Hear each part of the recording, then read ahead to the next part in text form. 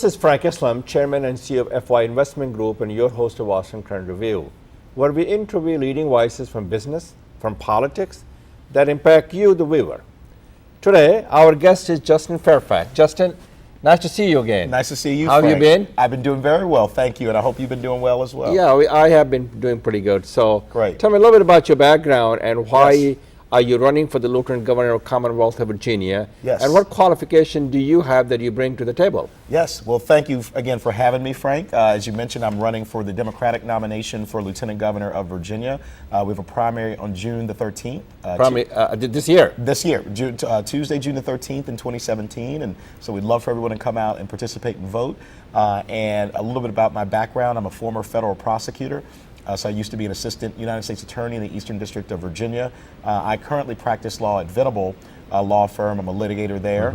My wife, Dr. Serena Fairfax, is a dentist. We own a family dental practice here in Fairfax County. So you're a small businessman. And I'm very smart, very smart, and bought the business about 10 years. I meant to say small businessman. Yeah, small, absolutely, yes. Yeah. And we are small business owners, and for the last 10 years, had that dental practice. And we have 2 young kids. We have a 7-year-old son and a 5-year-old daughter. We live right here in Fairfax County, Virginia. So what qualifies you to be a Lieutenant Governor of the state of Commonwealth of Virginia? Yes, I think first my experience as, again, a federal prosecutor, as a practicing attorney. I've worked at 2 nationally leading law firms. I also was a federal law clerk in the Eastern District of Virginia, so I understand the law, the legislative process. I have worked in all 3 branches of government, executive, legislative, and judiciary, and I think it's a very unique vantage point to bring to the table. I have run for public office, as you know. Before I ran for Attorney General. So what lesson have you learned from that experience that you bring to the table? Yes, I've learned a few lessons. We almost won that race. We won nearly 49% of the vote statewide, and we also were endorsed by the Washington Post. And one of the lessons I learned was that it's important to get in the race early, to make sure you can travel around the Commonwealth of Virginia to meet people. We have traveled about 30,000 miles around Virginia just in the last 10 months. I got into the race in May of 2016. I also was a surrogate for the Clinton-Kaine campaign in 2016, while also running for Lieutenant Governor. I remember talking to you. I saw you the other day. Yes, absolutely. When Hurley was here. Yes, yes. So the question that I have, what are the challenges that the Commonwealth of Virginia faces? Yes. And you consider yourself a problem solver. Absolutely. How would you go about solving those problems? So first of all, you got to tell me what are the challenges they're facing and how you are well positioned to solve those problems. Right. I think some of the top 3 issues that are really problems for people here in the Commonwealth of Virginia. First of all, economic mobility. People are having a hard time. It has to be inclusive economic mobility. It absolutely does. It has to bring everybody together. We are fortunate to have a relatively low unemployment rate at 3.9%. As it stands today, we're attracting jobs, but it has to be inclusive and across the board. There are still too many people who feel like the American dream is out of reach. They're struggling to work in sort of lower paying jobs. They can't afford to send their kids to college without taking out massive student loan debt, which is something that we want to work on. And they're not able to get access to capital to start and grow their own small businesses. For the small business. Exactly. So economic security and opportunity issues are critical. We have to get people into higher paying jobs. There are 175,000 middle skill jobs where you need more than a 4-year high school diploma but less than a 4-year college education. So how would you go about creating a 21st century workforce? As you know, the globalizations is a very important issue these days. It is. And some of the jobs have been taken out. They have gone. Some of the big companies have taken a job out of from here and go to the overseas because it's cheaper labor. That's right. And they think it's faster, better, cheaper, which is not true, but that's why they're doing it. How would you go about training these people and to making sure they have education and training, and they have the ability to not only to compete in the marketplace, but also they can get a job, which is one of the things that the Democrats probably did not do a good job, and in the campaign is to target those working class Americans. Right, absolutely. So tell me a little bit about that. Yes, Frank, and we do have to do exactly as you said and create that 21st century workforce. And I think there are 3 parts of the pipeline that we have to focus on. First are the folks who are already in the workforce and who may have been displaced due to macroeconomic forces around globalization. So how do you go about training them, and where the money is going to come from to train them? Yes, absolutely. So a couple ways. First, we had to get people involved in our community college system. We have a very well community college system. Very good. 23 different community colleges. And you got the best. Yeah, absolutely. And everybody doesn't have to get a PhD. That's right. So if they can, they can acquire this skill by going to community colleges, and especially the trades and so on and so forth they can learn. Absolutely, and many of the folks who've been displaced in, for instance, the coal industry or other Sure. trades Right. have a skill set that's adaptable to other things. So if we have infrastructure investment, for instance, in Southwest Virginia and South Side, the folks who were previously mining coal and know how to use excavators can use those same excavators to build roads. And so we can give people an immediate on-ramp into the economy who are feeling that displacement and that pain. Of course, on the front end of that pipeline are our young people. And we want to make sure that we have STEM training and education. STEM is science, technology, engineering, and math. That's exactly right. And I would even add the A and the H to make it STEAM H, the Sure. arts and healthcare. Sure. Those Arts? Arts. Oh, wow. Absolutely. And healthcare, that's very well said. Yes, growth industries, and those where the jobs of the future are going to be. And speaking of healthcare, we unfortunately just yesterday had the Republican House caucus block Medicaid expansion in the Commonwealth of Virginia, which would have been a huge benefit to the state, both economically and with regard to health care. 400,000 Virginians would have been covered. It would have created 30,000 more jobs. We've already foregone about $10.4 billion in monies that would have been received by the state.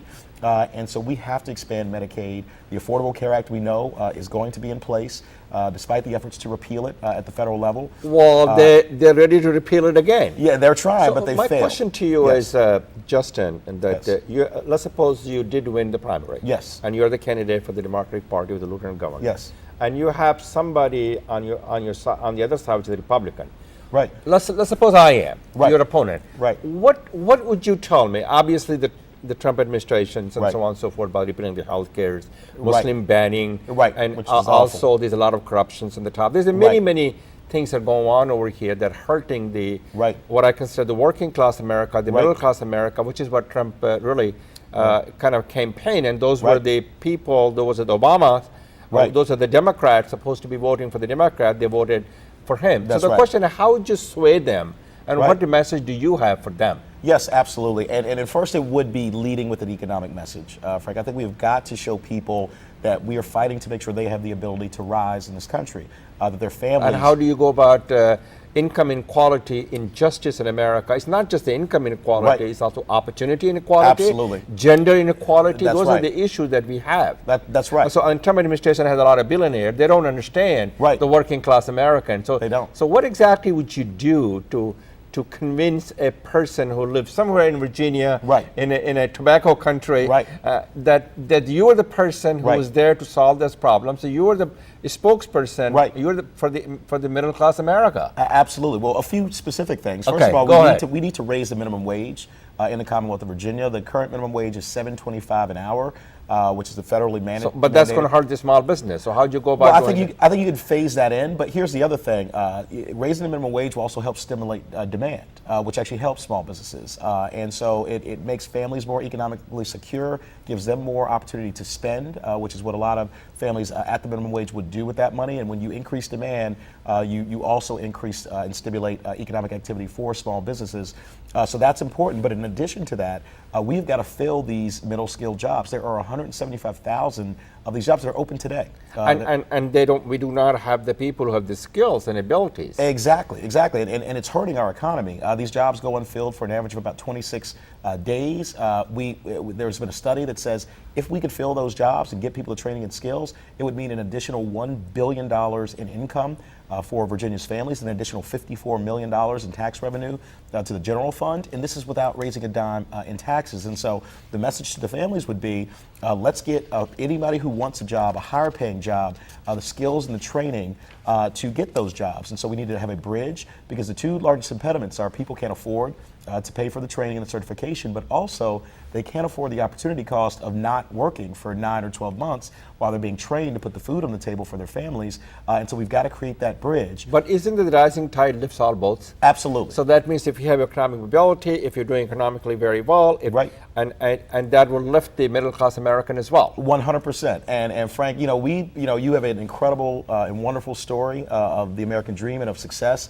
My family has been so fortunate and we've benefited. I was raised as And you want others to benefit. and we want everybody You want to other benefit. people to succeed. That's exactly right. And if they succeed, all of us succeed. America succeeds. Everybody does better. We need to think about growing the pie rather than slicing up a smaller pie. And when we grow the pie, everybody does better.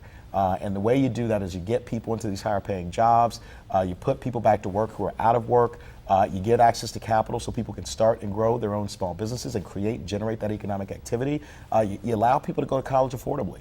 Our student lending crisis is just that, a crisis. Well, then they have you're talking about the loan? Yes, student loans. Oh, it's unbelievable. It is. It's insane. We have $1.3 trillion of student loan exactly debt right. nationwide. In Virginia, the average student loan debt balance is $30,000 for a new graduate at an average interest rate, Frank, of 8%. So we have got to allow people to refinance their high interest student loan debt to have more. You're absolutely right. So I hear about education, Yes. I hear about retraining, I Yes. hear about economic mobility, Yes. I hear about economic inequality and justice in America. right. Let's talk about the small business. You are a small Yes. business person. Yes, my you wife have and I, that yes. background, and small business drives the economy. They're the engine of our economy. Absolutely. There's no question. 100%. 90% of the businesses are really owned by small businesses. That's exactly right. So and the biggest challenge small business have right now is Right. the access to capital that you and I talked Exactly. about. That's right. How would you go about asking the community banks, which Right. is a larger Right. bank as well, to give access to those what I consider the small businesses. Right. But the fact of the matter is they're looking for your firstborn. Right. So that means you have Exactly. to figure it out Exactly. how the government is going to help them to have access to the capital. That's So right. Explain to me a little bit about that. Yeah, I think a few different ways. The government needs to partner with our community banks and lenders to make sure that we open up avenues so people can access capital. As you Would you mentioned, guarantee it? Like one of the proposals that I've given to President Right. Obama is the Small Business Right. Administration guaranteed. Yes. Some of these, they do guarantee some of the Right. loans for the small business communities. Absolutely. Do you want to expand upon that? Yes, I think we do. Oh, I'm talking about the state of Virginia. The Commonwealth of because- Virginia, without yeah. question. I think there are opportunities to guarantee some of these loans. As we know, in some of these industries where there's small business opening and growth, they in many cases have low default rates. My wife and I, as I mentioned, own a family dental practice. The default rate for family dental practices is less than 1%. And so you have a relatively safe environment and industry, and yet there's a barrier with regard to access to capital. So if we're guaranteeing loans in industries with low default rates, that inures to the benefit of the community, to the economy, and we can have small businesses sort of pay it back and pay it forward as they start to grow, but not to stunt their growth from the very start. Okay, so we talk about the issues and challenges, and obviously transportation is one of the issues Huge as well, issue. as you know, in Infrastructure. Northern Virginia. Absolutely. It's the biggest challenge we have. It is. Now, are you going to be running against a Trump? Are you going to be running an individual candidate who's going to be the person who's going to come out of the primary and Republican? Are you going to tag them as a Trump man? You know what? If so, how would you go about that, doing so? And because obviously this presidency, as you all know, Right. has entered into dark and dangerous has. chapter in America. It That's really what a has. lot of people say. And do you agree with that, all this? Oh, I do, and I think we've got to. Do you think it has become a divisive and destructive? Yes, this has been a very divisive and destructive administration, particularly within the first. So you're going to run against Trump? Or are you going to run against that individual candidate? Are you going to do both? I'm going to do both from this standpoint. I'm going to resist the Trump administration where they try to divide us, where they try to harm people. I went out to Dulles Airport on the first night of that awful, immoral, unconstitutional Muslim travel ban, and I volunteered as an attorney. And I said, we're the lawyers for everybody who lands tonight. And I'm proud to say that every single person who was unlawfully detained that night got to leave Dulles Airport. So and you go went home over there to be with their families. and you showed your flag that we are with you. That's right. We are united. This is not the values of America that we believe in it. That's exactly right. What you do to one person or to one community, you do to every person and to every community. We have to be united. And so no matter what your faith background is, where you were born, we have to fight for each other. Same thing with regard to health care. We saved health care for 24 million Americans who now have it through the Affordable Care Act. And so every opportunity that we have to resist where they are trying to divide or degrade any community, we will fight back. But Frank, you mentioned this. We have to not only play defense, we have to play offense. That's we right. have to be for something. And we are for people being able to rise in this nation, to have that economic security and opportunity, to have a chance to buy a home, send your kid to college, start a small business, and really move up the economic ladder. That is where the economic anxiety is in this country. So we will be forcefully for all of those things, and also criminal justice reform, something I'm passionate about. And what do you think of the police reform that the session have just instituting it. Yeah, so I think it's going in the wrong especially direction. in Baltimore. Yeah, it's going in the wrong direction. And I was just in Baltimore yesterday, and President Obama thoughtfully thought about how we do police reform, how we make our communities not only safer, but also more fair and more just. We saw this rash of unarmed, unjustified shootings around the country, and that needs to change. We also need to again reform what's so-called school-to-prison pipeline. We need to dismantle it. This is where young people at a very early age are swept up in a broken criminal justice system. It's an expensive system. We spend $3 billion a year on it, $1.5 billion solely on incarceration, $27,000 a year to house an adult in our state prisons, $150,000 per year to house a juvenile in our state prisons. That is a 4-year scholarship to any college or university in the Commonwealth of Virginia. We have to think differently and not only be tough on crime, but be smart on crime. So I'm a Republican. You're running against me. As an example, I'm a Democrat, by the way. Right.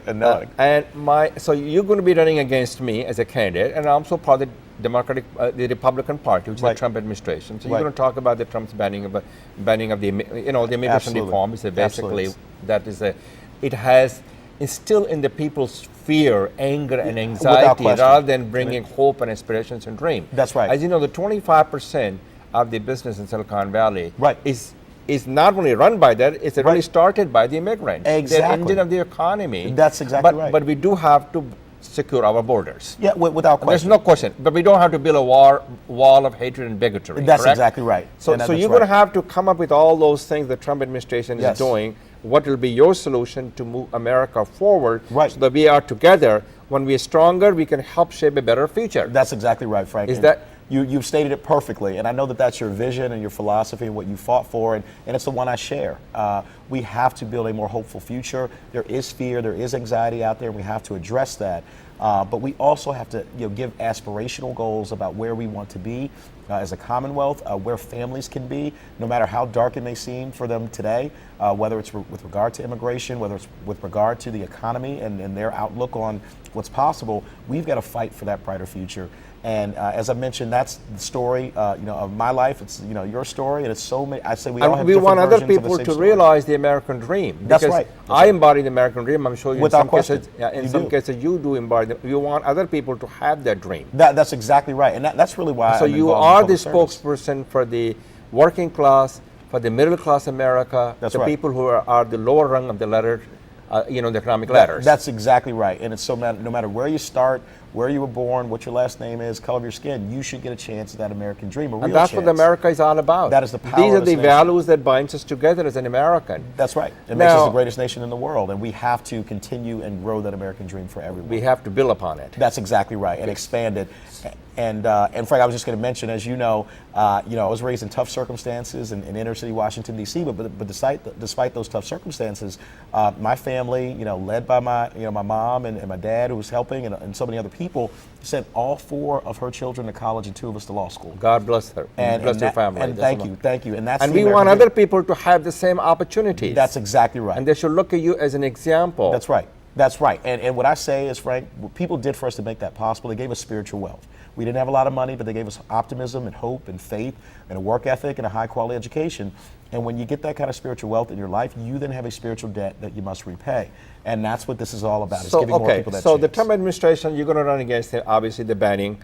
And where they're wrong. And well, first of all, yes. what do you think of the idea that people are talking about? He has not really banned all the Muslims country because he has some financial business interests in some of the countries. Right. Another countries that he's banning has really done anything against the terrorism in our country. That's right. And there are some of them that he has not banned because some people say that he has a personal interest there. Right. Exactly. So this is something that it needs to be talked about. Without question. And we have seen sort of the profit motives and the financial interest of the and Trump obviously the conflict of interest in the business. They're tremendous. And also Make It in America. He talks about it, and you should say. His daughters, all this stuff comes from China. It's not made in America. Right. Exactly. And the hotels that he built in Washington D.C., which is first of all the conflict of interest. That's what people say. Absolutely. And the second thing is all this stuff that came from China didn't come from America. Right. That's exactly right. So that's a double standard of the not only for his administration, but his party as well. That's right. Is that what you're running against? What about the abortions and what about some other things that this country, that the deep Christian faith people have? What's the message for you, from you to them is? Right, absolutely. Well, what I would say is that, we are one nation united, and we have to be. And that is the power and the strength of this country. It's our diversity. It is the fact that we are open and we are welcoming. And as you mentioned, we have an economy that is engineered and run by people, many of whom were never born in the United States of America. True statement. And so we have to be welcoming if we want to grow and remain. Otherwise, they're going to go somewhere else. That's exactly right. So what exactly happened in this case? Example, that's what we heard, that some of the businesses from Seattle, Washington, from Silicon Valley have shifted to Vancouver, British Columbia in Canada. Canada is welcoming those people. Absolutely. So we're losing those jobs. We are losing those jobs, losing the brain power, losing the power of that diversity, losing great people.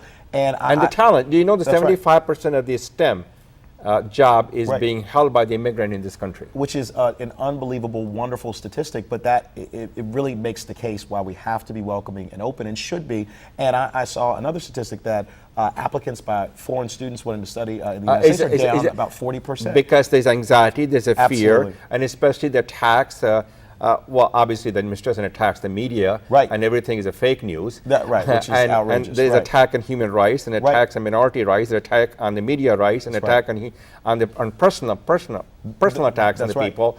But you're absolutely right. That's the case. So you're going to be running. So I have two things for you, Justin. Yes. A, what is your message to the people in Commonwealth of Virginia? Yes. That you're the best person to be the next Lieutenant Governor of Commonwealth of Virginia. And number two is, how do the people get hold of you if they want to support your campaign? Yes, well, thank you, Frank. I'll take the second first. Sure. They can visit our website, which is Fairfax4, Well, why don't you look at it over there? Yes, Fairfax4FORLG.com. And please visit. We're also on Facebook, Twitter, and Instagram. And why we are the best candidate for Lieutenant Governor is because, Frank, as we've talked about, we have great experience as a federal prosecutor, having worked in all three branches of government. But ultimately, we are here to fight for the families in the Commonwealth of Virginia to make sure that they can rise in this nation, that their constitutional rights are protected, but that they can have economic security and opportunity, get a higher paying job, afford to send their kids to college, afford to get access to capital to start and grow a small business. No matter where you start, the American dream is going to be real for you, and we're going to fight for that every single day. And I would be honored to earn your vote on June the 13th. And that's the primary. That is the primary. And you want people to go vote? Yes, please go vote. June the 13th. It's so to make sure your voices are heard. Make sure they're heard. 4 years ago in the primary, only 3%. And that will be one of the biggest challenges you will have. That's right. We need people to come out and vote because it really is about the future of the Commonwealth and the future of the country. Virginia is the first major national election since Donald Trump's inauguration. And so we can send a signal out to the world about our values, about what we care about. We are an inclusive society, and we're one focused on making sure everybody can rise. Well, thank you very much. Thank you, Frank. Justin Fairfax. Thank you. God bless you. This is our show. This is Frank Islam wishing you a great week. And thank you for watching.